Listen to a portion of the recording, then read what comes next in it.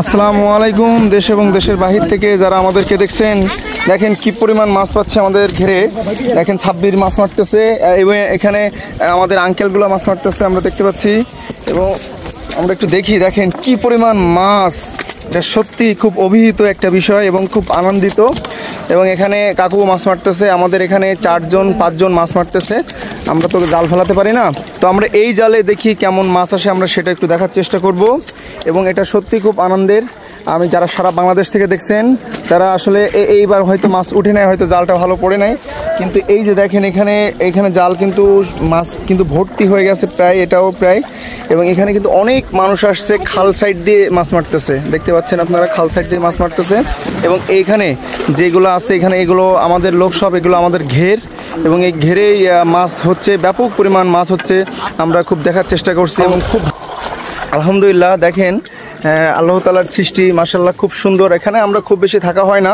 এই যে পাশেই মসজিদ হচ্ছে, এই যে ছোট মসজিদ, এখানে মসজিদটা হচ্ছে, আমাদের ঈদটাও চলে আসছে এই পাশে। এবং ইভেন আমরা দেখতে পাচ্ছি যে পেছনেও অনেক বেশি, আমি আপনাদেরকে দেখানোর চেষ্টা, এই যে দেখেন যত দূর আপনার চোখ যাবে ঠিক তত দূর মাছ মারতেছে। এবং আমি আপনাদেরকে একটু দেখানোর চেষ্টা করি, এখানেও সাধারণ মানুষরাও মাছ মারতেছে, দেখেন সাধারণ মানুষরাও মাছ মারতেছে।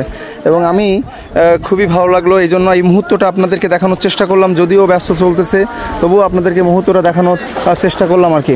তো এটাই আর কি, দেখেন এখানেও কি পর্যাপ্ত পরিমাণ মাছ পাচ্ছে দাদা। এবং উনি খুব ভালো জাল ফেলাচ্ছে, এই জন্য মাছগুলো ভালো উঠছে, দেখেন প্রচুর পরিমাণে মাছ আসতেছে। হ্যাঁ, তো এইভাবে ওই জালেও মাছ আসছে, উঠতেছে। এবং এই জালেও মনে হয় খুব বেশি এবার মাছ আসবে আমাদের ধারণা। তো এবং এই যে আপনি দেখতে পাচ্ছেন পানি কালো হয়ে গেছে, এগুলো কিন্তু সব মাছের সমাহার সৃষ্টি হয়েছে আর কি, প্রত্যয় সৃষ্টি হয়েছে। এখানে মাছের এক আগমন ঘটেছে এক কথায় বলা যায়। মানে এখানে যতগুলো ঘের দেখতে পাচ্ছেন সব ঘেরের পানিগুলো আমাদের এই ঘেরে আসতেছে, যার কারণে যার ফলশ্রুতিতে মাছগুলো বেশি আমরা সংগ্রহ করতে পারছি এখান থেকে।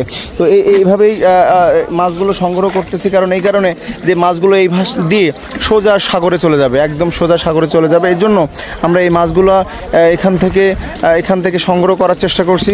যদিও আমাদের লস হয়েছে অনেক, কিছু টাকা যেন আমাদের হাতে আসে, এই জন্য আমরা একটু চেষ্টা করছি আর কি মাছগুলো ধরার। এবং মাছগুলো নিয়ে কিছুটা হলেও যেন আমাদের কিছু আর্থিকভাবে আমরা যেন কিছুটা হলেও এর জন্য। এখানে আমার আঙ্কেল আছেন, সাইডে আঙ্কেল আছেন। এবং আমরা এই যে নৌকায় উঠে দাঁড়িয়ে আছি, এবং এখানে খুব ব্যাপক পরিমাণ মাছ হচ্ছে। এবং সত্যি খুব অভিহিত একটা বিষয়, এবং এটা সত্যি খুব আনন্দের একটা ব্যাপার যে মাছ হচ্ছে এত বেশি। এবং এমন মাছ আমরা আসলে আগে কখনোই দেখিনি। এবং এমন যে মাছ আসতেছে এটা কিন্তু সত্যি, দেখেন এই যে যতদূর চোখ যাবে ঠিক ততদূর আপনি মাছ দেখতে পাবেন। কাজেই খুব ভালো লাগছে। ভালো থাকবেন, নিজের প্রতি খেয়াল রাখবেন, এবং সাতক্ষীরাবাসীর জন্য দোয়া করবেন যাতে এই সাতক্ষীরাবাসী এর চেয়ে বেশি বন্যা হলেই কিন্তু সাতক্ষীরাবাসী কিন্তু পানিতে তলিয়ে যাবে, ঠিক কুমিল্লার মতো অবস্থা হবে। কাজেই সবাই দোয়া করবেন সাতক্ষীরাবাসীর জন্য, সবার জন্য অনেক অনেক দোয়া এবং শুভকামনা রইল, এবং সবার প্রতি অনেক অনেক ভালোবাসা এবং স্নেহ রইল। আল্লাহ হাফেজ, সবাই ভালো থাকবেন।